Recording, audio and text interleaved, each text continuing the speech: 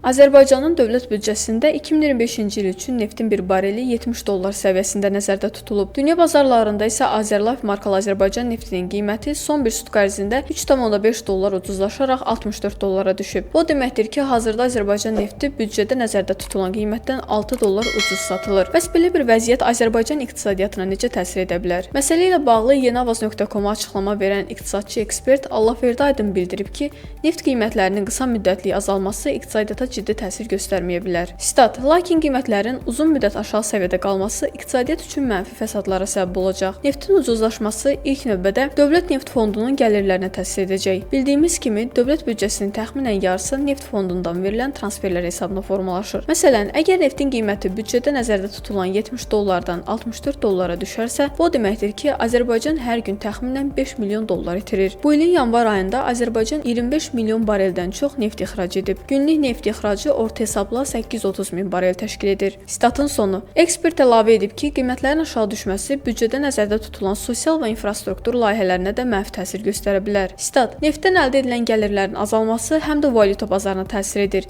Bildiyimiz kimi, Azərbaycana daxil olan valyutanın böyük bir hissəsi neft ixracından formalaşır. Ölkəyə daxil olan valyutanın azalması manatın məzənnəsinə təzyiqləri artırır. Belə olan halda hökumət manatın dəyərini qorumaq üçün bazara daha çox valyuta buraxmalı olacaq ki, bu da valyuta ehtiyatlarının azalması ilə nəticələnə bilər. Əgər 2015-ci ildə olduğu kimi manatın dəyəri aşağı salınarsa, yəni devalvasiya baş verərsə, inflyasiya səviyyəsi də yüksələcək. Manatın dəyərdən düşməsi ilk növbədə xaricdən gətirilən məhsulların qiymətini artıracaq. Statın sonu. İqtisadçı eyni zamanda bildirib ki, neftin ucuzlaşmasına tamamilə mənfi bir hal kimi baxmaq da doğru deyil. Stat: gec-tez Azərbaycan iqtisadiyyatı neftdən asılılığını azaltmalıdır. Onsuz da neft tükənən bir sərvətdir.